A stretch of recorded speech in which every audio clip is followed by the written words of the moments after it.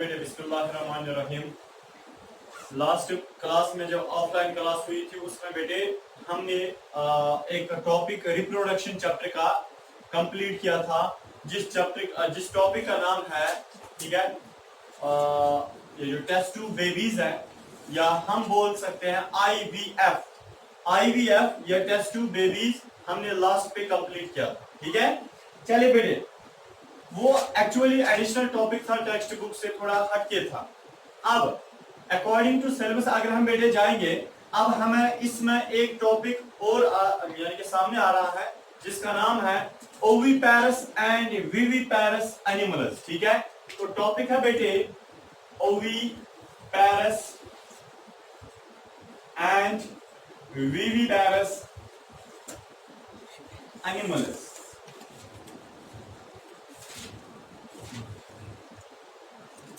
देखिए बेटे, oviparous and viviparous animals, बाद में मैं लिखने का टाइम देता हूं, आप इधर की ओर ख्याल रखिए। दुनिया में दो किस्म के ऑर्गेनिजम्स हैं, दो किस्म के लिविंग थिंग्स हैं। कुछ लिविंग थिंग्स ऐसे हैं दुनिया में, यानी कि जब उनको बच्चा देना होता है वो सबसे पहले डायरेक्ट बच्चा नहीं देते हैं, बल्कि सबसे पहले वो अंडा देते हैं, फिर अंडे से फिर वो बच्चे निकालते हैं। ऐसे ऑर्गेनिजम्स अलग ग्रुप में आते हैं। और कुछ ऑर्गेनिजम्स दुनिया में, कुछ लिविंग थिंग्स दुनिया में ऐसे हैं, जब उनको बच्चा देना होता है वो डायरेक्टली ही बच्चा देते हैं, यानी कि अंडा पहले वो नहीं देते हैं बल्कि वो डायरेक्ट बच्चा ही देते हैं। और उन ऑर्गेनिजम्स को हमने अलग ग्रुप में रखा। तो बेटे, अब दुनिया में दो किस्म के ऑर्गेनिजम्स हैं, अंडे देने वाले और अंडे ना देने वाले।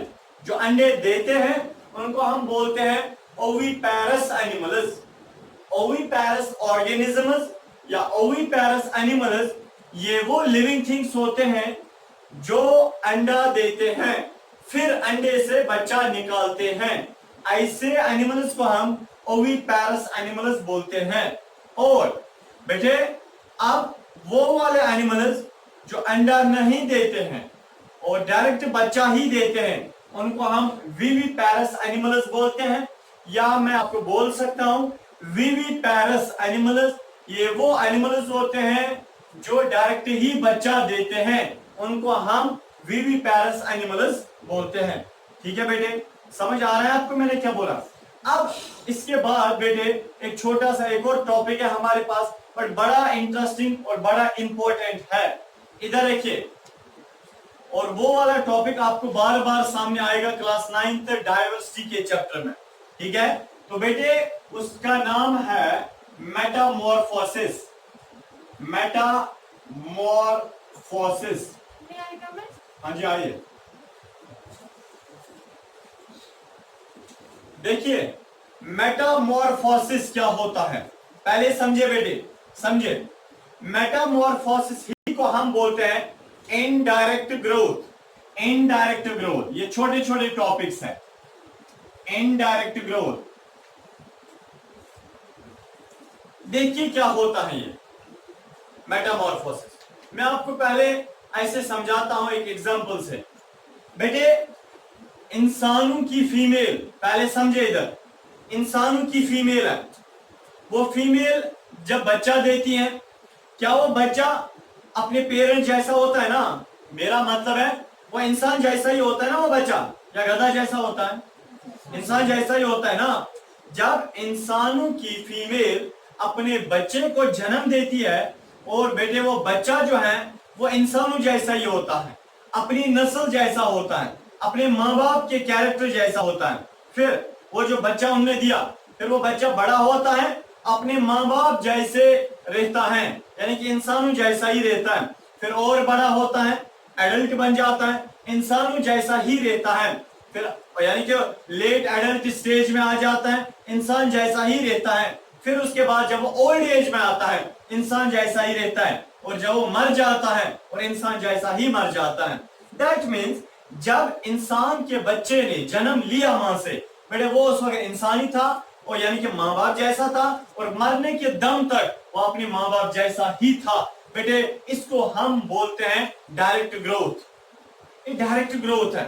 मीन्स के जब किसी भी नस्ल का, किसी भी जनरेशन का, किसी भी स्पीशीज का, किसी भी टाइप ऑफ ऑर्गेनिज्म का जब बच्चा होगा, जब बच्चा दुनिया में आएगा, मां से जन्म लेगा, वो बच्चा बेटे अगर अपने माँ बाप जैसा जिंदगी भर रहेगा बेटे, इस वाली ग्रोथ को हम बोलते हैं डायरेक्ट ग्रोथ। इसमें कोई अदर फेज नहीं है, ये सीधे वैसा ही इसने जन्म लिया जैसा माँ बाप था और मरने के दम तक ये बड़ा होता रहा अपने माँ बाप जैसी की शक्ल में।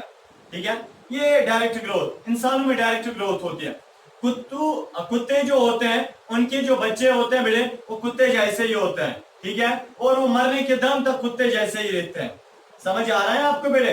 या जब बेटे एक मुर्गी चूजा देती है, वो उसका बच्चा जो है अपने पेरेंट जैसा ही होता है और मरने के दम तक अपने पेरेंट जैसा रहता है। ये भी है डायरेक्ट ग्रोथ। ठीक है बेटे।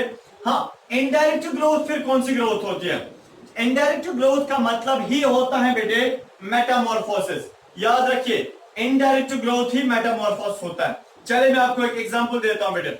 देखिए, दुनिया में ऐसे कुछ लिविंग थिंग्स है, ऐसे कुछ ऑर्गेनिजम्स है, ऐसे कुछ एनिमल्स है। पहले समझे, उन एनिमल्स के जब बेटे पेरेंट्स अपने बच्चे को जन्म देते हैं, वो जो बच्चा आया ना दुनिया में, वो अपने पेरेंट जैसा होता ही नहीं है।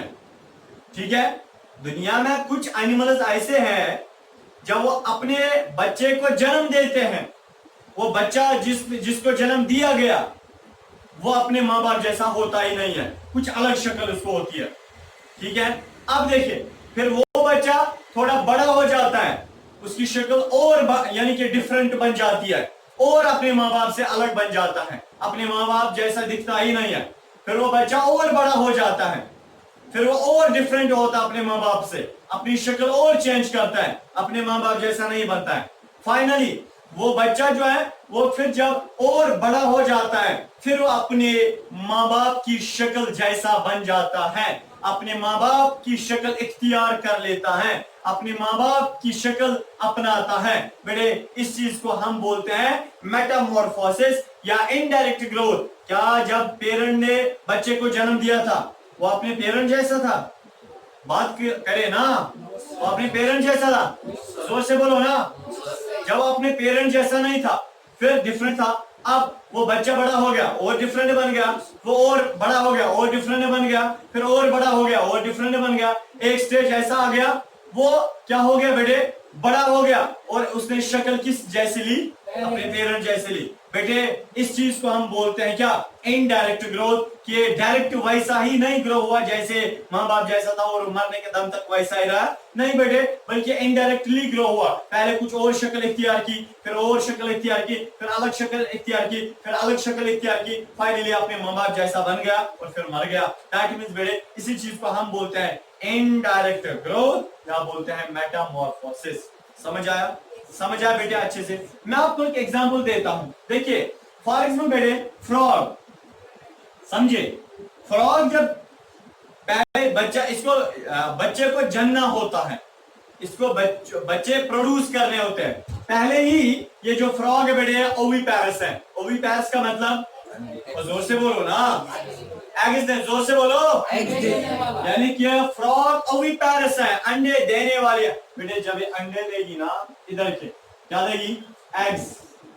ठीक है, दैट मीन्स ओविपेरस है ना। हम एग्स के सामने लिख सकते हैं ओविपेरस, अंडे देने वाली। फिर बेटे याद रखिए, एग्स जो है ये कन्वर्ट हो जाते हैं। एग्स क्या बोलिए ना, एग्स कन्वर्ट हो जाते हैं किस में? ये बेटे इनको टैडपोल बनता है, अर्ली टैडपोल। क्या बनता है? Early tadpole. बेटे अर्ली टैडपोल जो है, ये इसकी शक्ल, फ्रॉग की शक्ल आपको जहन में है? फ्रॉग की शक्ल जहन में है? हाँ, बट फ्रॉग ने अंडा यानी कि क्या दिया? अंडा। और ये बेटे अंडे से क्या निकला? बच्चा। बड़े बच्चे का नाम क्या है? Early tadpole. देखिए बेटे, अर्ली टैडपोल ऐसा होता है। स्पर्म का स्ट्रक्चर देखा है? स्पर्म का स्ट्रक्चर जैसा ही होता है, हूबहू। इधर रखिए बेटे, ये होता है अर्ली टैडपोल। ठीक है, ये होता है अर्ली टैडपोल। क्या जो ये बच्चा है ये अपने माँ बाप जैसा है? वो बात करे ना। जो ये बच्चा है अपने माँ बाप जैसा है नहीं, बल्कि बेटे ये डिफरेंट है। और ये बच्चा जब बेटे और बड़ा हो जाता है, जब ये बच्चा और बड़ा हो जाता है बेटे, अब ये बनाता है क्या, लेट टैडपोल। Late tadpole. जरा बेटे मुझे आप बताए, जब इसने लेट टैडपोल बनाया, ये लेट टैडपोल बेटे इसकी शक्ल ना अपने बाप जैसी होगी, ना अंडे जैसे होगी, ना अर्ली टैडपोल जैसी होगी, बल्कि इसकी शक्ल कुछ और ही होगी। देखिए बेटे इसकी शक्ल जो है बेटे वो ऐसी कुछ होती है, थोड़ी सी छोटी सी दुम होती है, वो ऐसी कुछ होती है।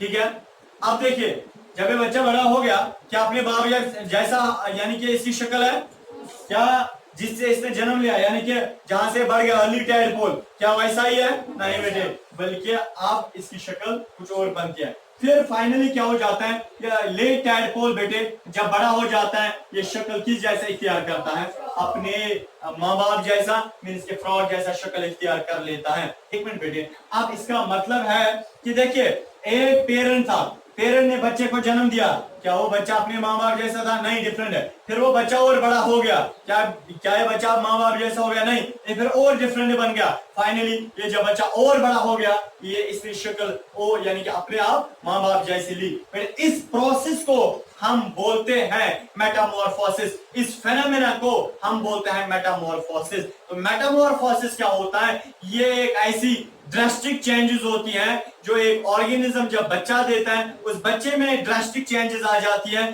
कि फिर वो जब बड़ा हो जाता है अपने माँ बाप जैसा नहीं होता है, और बड़ा हो जाता है अपने माँ बाप जैसा नहीं होता है, फाइनली वो बड़ा हो जाता है अपनी माँ बाप जैसी शक्ल इख्तियार कर लेता है। इस प्रोसेस को, इस फेनोमेना को हम बोलते हैं बेटे मेटामॉर्फोसिस। और तब तक आप नोट कीजिए जब तक हम नेक्स्ट टॉपिक पे आएंगे। अभी अब नेक्स्ट टॉपिक हमारे पास बेटे जो है इसके बाद, और इस चैप्टर का सबसे आखिरी टॉपिक है। ठीक है, अब देखिए वो है बेटे क्लोनिंग। क्या है? क्लोनिंग। CLONNING, cloning. क्लोनिंग आपके बेटे इसमें एक ऑब्जेक्टिव पूछा जाता है, और मे भी एक क्वेश्चन भी पूछा जा सकता है, बट आज तक मैंने इसमें खाली ऑब्जेक्टिव्स बोर्ड के हिसाब से देखे हैं। देखिए क्लोनिंग क्या होता है, पहले मत लिखिए, पहले इधर की ओर ख्याल रखिए, ये थोड़ा सा आपको इधर उधर हो जाएगा वरना, तो पहले आप ख्याल रखिए, उसके बाद मैं लिखने का टाइम देता हूं। देखिए बेटे क्लोनिंग क्या होता है?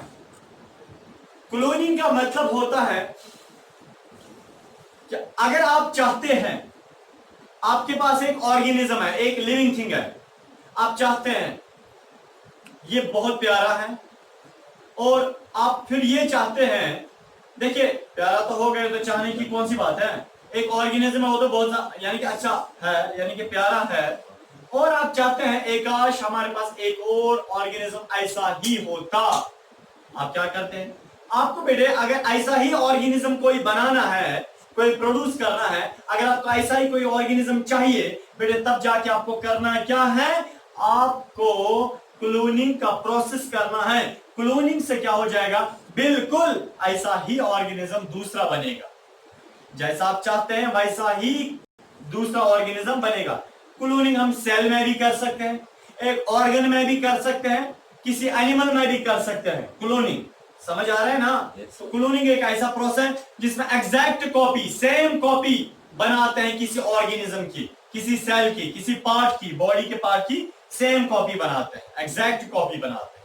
समझ आया बेटे? समझ आया? चलिए अगर नहीं आया समझ, हम जब ये एग्जाम्पल लेंगे, ठीक है, उसके बाद बेटे आपको अच्छे से समझ आएगा। देखिए स्कॉटलैंड पता है? स्कॉटलैंड एक जगह है, एक कंट्री है बेटे। स्कॉटलैंड, क्या मैंने बोला? स्कॉटलैंड एक मुल्क है। उस कंट्री के अंदर एक शहर है जिसका नाम है एडिनबर्ग। क्या नाम है? ओ बोलिए ना, एडिनबर्ग। तो उस एडिनबर्ग में एक यूनिवर्सिटी है जिसका नाम है रोजलिन इंस्टीट्यूट। क्या? Roslin Institute. कहां पे है? एडिनबर्ग में। एडिनबर्ग कहां पे है? स्कॉटलैंड। उस रोजलिन इंस्टीट्यूट में एक प्रोफेसर था। क्या था? प्रोफेसर। और बेटे उस प्रोफेसर का नाम था लैन विल्मट। क्या था? प्रोफेसर के दोस्त भी थे, दोस्तों को हम कुलीग्स बोलते हैं। समझ आ रहा है ना? तो स्कॉटलैंड में एक शहर है, क्या नाम है उसका? एडनबर्ग। एडनबर्ग में एक यूनिवर्सिटी है, उसका नाम रोजलिन इंस्टीट्यूट। ठीक है, उस रोजलिन इंस्टीट्यूट में एक प्रोफेसर था लैन विल्मट। तो बेटे मैं बोल सकता हूं लैन, लैन WILMUT, लैन विल्मट। कहां पे बेटे? स्कॉटलैंड। स्कॉटलैंड कहां पे है? नहीं, एडिनबर्ग स्कॉटलैंड में। देखिए लैन विल्मट एक यूनिवर्सिटी में प्रोफेसर थे, उसका नाम था Roslin Institute of Quality Education. हाँ, रोजलिन इंस्टीट्यूट। रोजलिन इंस्टीट्यूट कहां पे था? एडनबर्ग में। एडनबर्ग। एडनबर्ग कहां पे है? स्कॉटलैंड में। बहुत इंटरेस्टिंग है। देखिए बेटे, ये जो लैन विल्मट था ना, देखिए इसने सबसे पहले दुनिया की कॉलोनी की है शीप्स में। जो शीप होता है ना, उसमें सबसे पहले कॉलोनी इसी ने की। ठीक है, और हमारे कश्मीर में भी कॉलोनी की गई। मैं बताऊंगा ना फिर क्या होता है। पहले समझिए एक्सपेरिमेंटली ये कॉलोनी क्या होता है। हमारा देखिए अब किया क्या गया, इसने 2 शीप्स लाए। 2 शीप्स इसने लाए। किसने? वो बात करे ना, 2 शीप। किसने 2 शीप लाए? लैन विल्मट ने। कहां पे लाए? रोजलिन में, घास खाने के लिए रोजलिन इंस्टीट्यूट में लाए। किसलिए? क्लोनिंग के लिए। ठीक है ना? अब देखिए क्या किया इसने क्लोनिंग में। एक शीप इसने लाया, उसका नाम था female Finn Dorset sheep. Female Finn Dorset sheep, FEMALE, female Finn, FIN Finn, Dorset DORSETT, Dorset sheep. एक का नाम था बेटे फीमेल फिन डॉर्सेट शीप। अब देखिए दूसरा था जिसका नाम था स्कॉटिश ब्लैक फेस ईव। दूसरा शीप जो था उसका नाम था Scottish, SCOTTISH, Scottish black face ewe. देखिए बेटे, ये भी फीमेल, वो भी फीमेल। ठीक है बेटे, आप देखिए समझे बेटे। लैन विल्मट इसने रोजलिन इंस्टीट्यूट के अंदर 2 शीप लाए, जो दोनों शीप फीमेल थे। एक शीप का नाम था female Finn Dorset sheep, female Finn Dorset sheep. ये थोड़ा सफेद कलर का था, सफेद कलर की थी। ठीक है, और स्कॉटिश ब्लैक फेस ईव, ये भी फीमेल शीप है। ये भी सफेद थी, मगर खाली इसका चेहरा काला था। इसका चेहरा काला था। समझ आया बेटे? Yes. अब देखिए क्या हुआ, समझे बेटे क्या हुआ। फीमेल फिन डॉर्सेट शीप जो है, क्या? Female Finn Dorset sheep. इससे बेटे क्या इसने लिया, मेमोरी ग्लैंड जो होता है ना, मेमोरी ग्लैंड, इसने मेमोरी ग्लैंड से एक सेल निकाली। देखिए शीप जहां से दूध देती है ना, ये भी फीमेल है, ये भी फीमेल है। शीप जहां से दूध देती है ना बेटे, और उस दूध देने वाले ऑर्गन को हम बोलते हैं मेमोरी ग्लैंड। क्या बोलते हैं? जहां से शीप दूध देती है ना, उस ऑर्गन को जहां से वो दूध देती है, जिन्हें हम ब्रेस्टिस भी बोलते हैं, या हम बेटे उन्हें मेमोरी ग्लैंड भी बोलते हैं। क्या बोलते हैं? Memory gland. मेमोरी ग्लैंड से एक सेल निकाली गई। क्या निकाली गई? अरे आप तो सेल के स्पेशलिस्ट हैं, साइटोलॉजिस्ट है ना। अब देखिए आपको पता ही है ना सेल क्या होता है। बेटे मेमोरी ग्लैंड से सेल निकाली गई, बट किस शीप की मेमोरी ग्लैंड से सेल निकाली गई? फीमेल फिन डॉर्सेट शीप के मेमोरी ग्लैंड से सेल निकाली गई। देखिए बेटे, ये निकाली गई सेल। सेल में बीच में क्या होता है? वेरी गुड, न्यूक्लियस होता है। समझ आया ना? ये किसकी सेल है? फीमेल फिन डॉर्सेट शीप है ना। आप देखिए बड़े सेल कहां से निकाली गई? मेमोरी ग्लैंड से। MEMMARY, मेमोरी ग्लैंड का मतलब ब्रेस्ट से सेल निकाली गई जहां से दूध देती है। अब देखिए Scottish black face ewe, Scottish black face ewe बेटे फीमेल थी, इसका चेहरा, इसका मुंह जो है बेटे वो काला था, और स्कॉटिश ब्लैक फेस ईव से भी एक सेल निकाली गई, बट वो सेल फीमेल सेक्स सेल थी। फीमेल के पास फीमेल सेक्स सेल ही होगी ना, अरे जरा बात करो। Yes sir. Female sex cell जो है वो फीमेल से ही निकलेगी ना। Yes sir. That means Scottish black face ewe से बेटे क्या निकाली गई? Sex cell. Sex cell, female sex cell को हम क्या बोलते हैं? एक्स सेल भी बोलते हैं, ओवा भी बोलते हैं, वो बोलते हैं ना, Yes, ओवा sir. भी बोलते हैं, सेकेंडरी फॉलिकल भी बोल सकते हैं। दैट मींस बेटे स्कॉटिश ब्लैक फेस ईव जो है इससे सेक्स सेल को बाहर निकाला गया। क्या निकाला गया? Sex cell. सेक्स सेल गोल होती है ना, होती है ना? Yes, sex cell sir. के बीच में बेटे Yes, very good. yes. That means female Finn Dorset sheep से मेमोरी ग्लैंड से सेल निकाली गई, और स्कॉटिश ब्लैक फेस ईव से सेक्स सेल निकाली गई। क्या निकाली गई? सेक्स सेल, यानी कि F sex cell, female sex cell, और ये मेमोरी ग्लैंड से, MAMMARY, मेमोरी ग्लैंड से सेक्स, है ना बेटे? वो है ना। अब देखिए क्या किया गया, समझे बेटे? यहां पे चकराने वाली बात है। अब लैन विल्मेट ने काम किया, लैन विल्मेट ने काम किया, इसने बेटे क्या किया, ये जो स्कॉटिश ब्लैक फेस ईव की जो सेक्स सेल है उसको जब बाहर निकाला गया, फिर उसके अंदर जो न्यूक्लियस है, इस न्यूक्लियस को उठाया गया और डस्टबिन में फेंका गया, खाली न्यूक्लियस को। क्या मैंने बोला? फेंका गया। मैंने क्या बोला? स्कॉटिश ब्लैक फेस ईव की जो सेक्स सेल है उसको बाहर निकाला गया, उस सेक्स सेल में जो न्यूक्लियस है, न्यूक्लियस को फेंका गया। अब वहां पे क्या रही? खाली cell without nucleus, cell without nucleus. Female sex cell without nucleus. फिर उसके बाद क्या किया गया? फीमेल फिन डॉर्सल शीप जो है बेटे, इसकी जो सेल है मेमोरी ग्लैंड सेल, वहां से न्यूक्लियस को उठाया गया, न्यूक्लियस को उठाया गया और डाला गया कहां पे?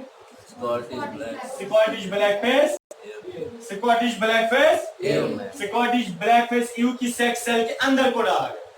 मेरा मतलब है स्कॉटिश ब्लैक फेस ईव से फीमेल सेक्स सेल निकाली गई, फीमेल फिन डॉर्सल शीप से मेमोरी ग्लैंड से एक सेल निकाली गई, फिर स्कॉटिश ब्लैक फेस ईव की जो सेक्स सेल है वहां से न्यूक्लियस को हटाया गया, निकाला गया, और फीमेल फिन डॉर्सल शीप जो है बेटे वहां से उसके अंदर जो यानी कि सेल निकाल, उससे जो सेल निकाली गई मेमोरी सेल जो है बेटे उससे न्यूक्लियस को उठाया गया, और वही न्यूक्लियस कहां पे डाला गया? कहां पे डाला गया? स्कॉटिश ब्लैक फेस ईव की सेक्स सेल के अंदर, जहां से न्यूक्लियस अपना निकाला गया था, है ना? क्या यहाँ पे मेमोरी ग्लैंड में सेल रही? ये न्यूक्लियस रहा। आप देखिए इस सेल को भी उठाया डस्टबिन में। हमारे पास फाइनल प्रोडक्ट अब क्या है? एक सेक्स सेल है। किसकी sex cell? Scottish black face ewe की सेक्स सेल, पर न्यूक्लियस किसका है? फीमेल फिन डॉर्सल शीप का।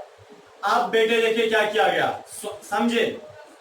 इस सेक्स सेल को उठाया गया जिसमें न्यूक्लियस दूसरी शीप का है, इस सेक्स सेल को उठाया गया और वापस डाला गया यूट्रस में। किसके यूट्रस में? स्कॉटिश ब्लैक फेस ईव के यूट्रस में ये सेल डाली गई। सर अगर सेल वापस डाली गई फिर निकाली क्यों गई ये सेल? बेटे ये सेल इसलिए वापस डाली गई क्योंकि अब इसमें न्यूक्लियस इसको अपना नहीं है, बल्कि इसको किसका न्यूक्लियस है? फीमेल फिन डॉर्सल शीप का न्यूक्लियस है। फिर ये सेल को उठाया गया और वापस इसके स्कॉटिश ब्लैक फेस ईव के यूट्रस में डाली गई सेल। वो सेल डिवाइड हो गई, उसने जाइगोट बनाया, जाइगोट ने डिवाइड किया, एम्ब्रियो बना, एम्ब्रियो ने डिवाइड किया,